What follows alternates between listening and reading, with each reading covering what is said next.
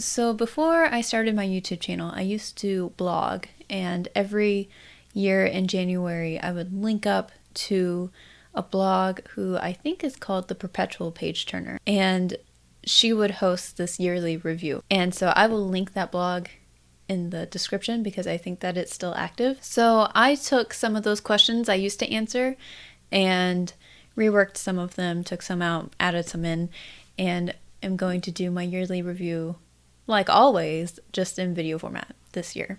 The first question, best book you read in 2020. And if you couldn't tell already, it is The Invisible Life of Addie LaRue. This one was incredible. I loved it so much. 5 stars. I hardly ever give books 5 stars on the first read, but I did for this one. It definitely deserves it. I am so proud of V.E. Schwab for being able to write this book and for doing it so well. And then an honorable mention, A Closed and Common Orbit. When I had read this book in 2018, I had given it 4 stars, but for some reason, I wanted to read it this year, and it spoke to me so much more. It just meant so much more to me this year, and so I bumped it up to 5 stars, and I can't believe I ever gave it anything less than 5 stars because it is so well written. I love it so much. A book you were excited about and thought you were going to love but didn't. Definitely The Ballad of Songbirds and Snakes by Suzanne Collins. I hold the Hunger Games trilogy in such high esteem. I think it is one of the best written YA book. I mean, the first book is probably the best written YA book. The trilogy as a whole is good. The third book falls a little flat, but I was so excited for this, to learn more about the Hunger Games, to learn more about President Snow, and it just it was not at the same standard as the original trilogy, so unfortunately this was a big letdown for me. And the other book I thought I was going to love but didn't was Geekerella, and I had been saving this forever because I just love cute contemporary YAs, and I was saving this kind of for a rainy day, and 2020 was that rainy day, and it was just kind of a big letdown. I mean, it is a Cinderella retelling, and it's kind of centered on nerd culture, but it didn't feel like it really understood nerd culture. I didn't vibe with it very, very much. Okay, number 3, most surprising in a good way or bad way book you read. And that was definitely Things We Have in Common by Tasha Kavanaugh. I don't know if it was surprising in a good way or a bad way. It was surprising, shocking.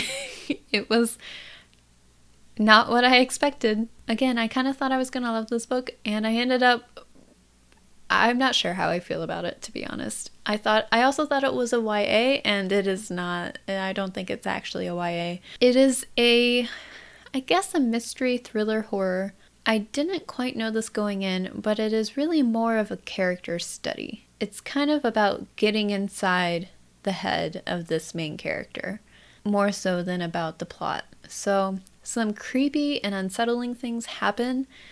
There were a lot of scenes where I was super tense because I didn't know what was happening, and it just was uncomfortable. And I like books like that. I thought it was going to be a lot like Alice in the Fly, and it was, but I don't think it was executed as well as Alice in the Fly. But yeah, very surprising, shocking, in good ways and bad ways. Okay, number 4, favorite new author you discovered in 2020. Again, Tilly Walden, who wrote On a Sunbeam. She also wrote Spinning, and she has several other graphic novels out, and I want to read all of them now because I thought her art and her stories were great. I don't know why I never see anyone talking about her. So yeah, definitely Tilly Walden. Number 5, best book from a genre you don't typically read, was out of your comfort zone. And again, all of nonfiction. I don't typically read nonfiction, but I was really into it this year. And especially White Fragility took me out of my comfort zone, but I needed to be taken out of my comfort zone for this one, and it did it in such a good way. So Number 6, most action-packed / thrilling / unputdownable book of the year. Again, The Loneliest Girl in the Universe starts off more sci-fi, but then definitely takes a more thriller turn and was very hard to put down. I read it so fast I don't remember all the details because I just like needed to know what was going to happen. But also Miracle Creek, I read this as an ebook, and I remember like I had a very hard time putting this down because every new piece that you learn changes your perspective on like who did the thing. Like I ended up not loving the book, but as I was reading it, I was really like I was very much into it. Number 7, book you read in 2020 that you are most likely to reread next year. That would probably be Rebecca. I love this. I like instantly wanted to reread it. I don't know.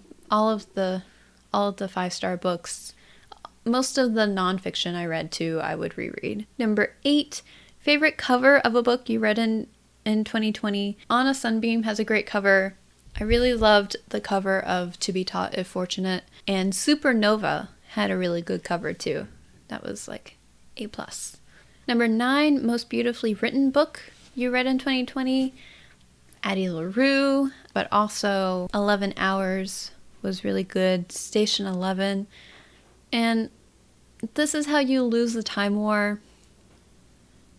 It was a little bit too much. It was a little bit too much purple prose, but within the purple prose, there was some beauty in there. So, number 10, most thought-provoking / life-changing book of 2020. Again, it would be White Fragility. Number 11, book you can't believe you waited until 2020 to read, and that would definitely be Six of Crows. I think I'm the last person on the planet who has read this. I guess I really need to get to the sequel in 2021. But also this year, I finally read. Actually, this might have been the last book I read of 2020, but A Court of Thorns and Roses. A Court of Thorns and Roses. I had not read that before this year, and I finally finished it. And it was actually better than I expected. I did not have high expectations, and it wasn't bad. Number 12, favorite passage / quote from a book you read in 2020. So I put down a few. I mainly only save quotes from ebooks.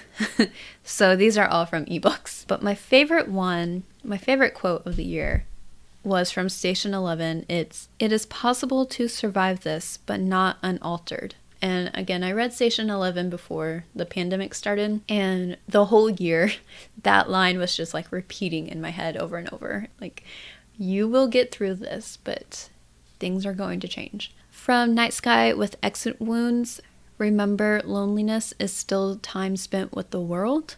The Sun and Her Flowers, life and death are old friends, and I am the conversation between them.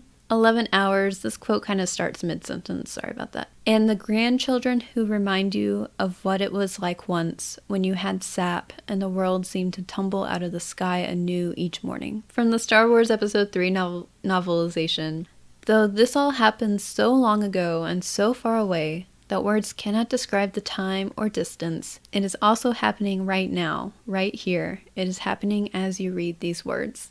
I don't know why this is making me so emotional. Let's move on. I'm getting too emotional. Number 13, shortest and longest book you read in 2020. The shortest was Night Sky with Exit Wounds. It was 89 pages. And the longest, I listened to Harry Potter and the Deathly Hallows on audiobook. It was my first time listening to any of the Harry Potter books. And I listened to the Jim Dale one, and he is so good. And that one is 759 pages. And yes, I still count pages even if I'm listening to it. Number 14, favorite book you read in 2020 from an author you've read previously.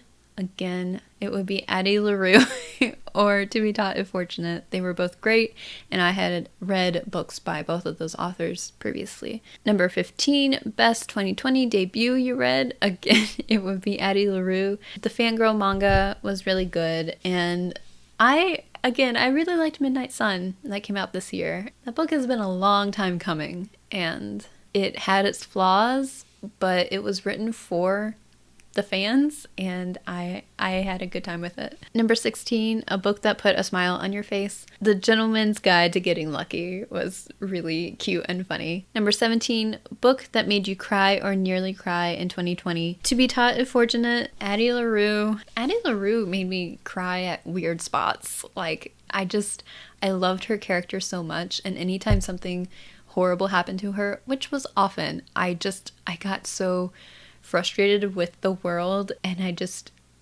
thought that she deserved better, and it would make me very sad. So A Close and Common Orbit made me cry on pretty much every page. Pretty much every page. It's so good. Peter Pan.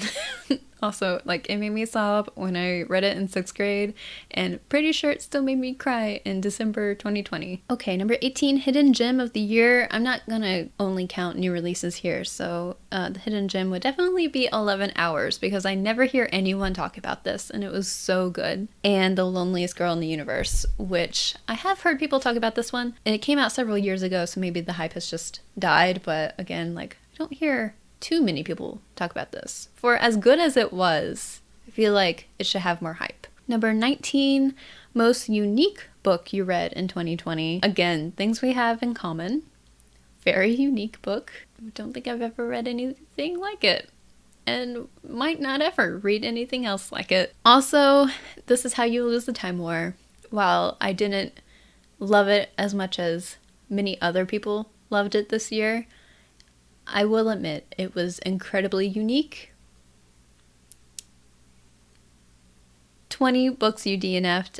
Okay, so I DNF'd Space Opera. I was several hours into it, and I could not understand what was happening, and I never wanted to listen to it, so I DNF'd it, even though I was already quite a ways into it, which doesn't normally happen. Not to say it's a bad book. It's similar to The Hitchhiker's Guide to the Galaxy, which I love, but for some reason it just wasn't clicking with me at the time. And Not a Drop to Drink.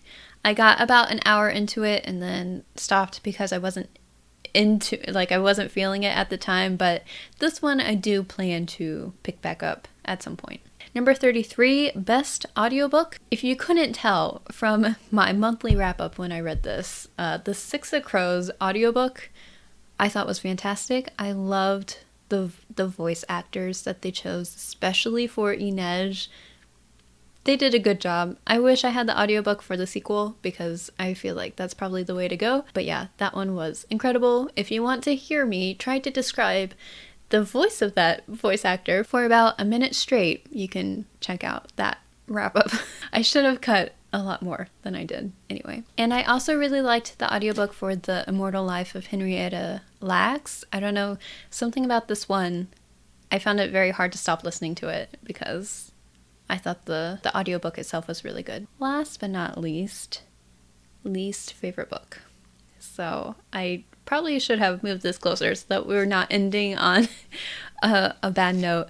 But the good news is I didn't have any 1-star reads this year, so I didn't read anything I hated. The book I read that I didn't enjoy very much, so probably my least favorite this year was A Ballad of Songbirds and Snakes.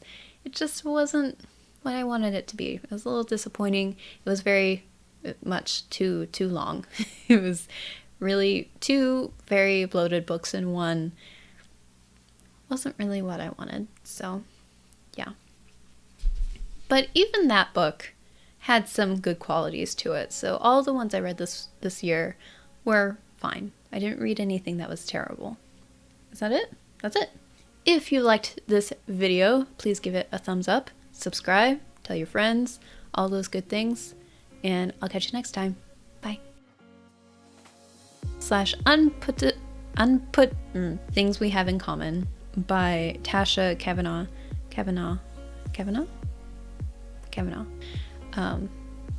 Number 10, most thought-provoking. Again, it would be White Fragility.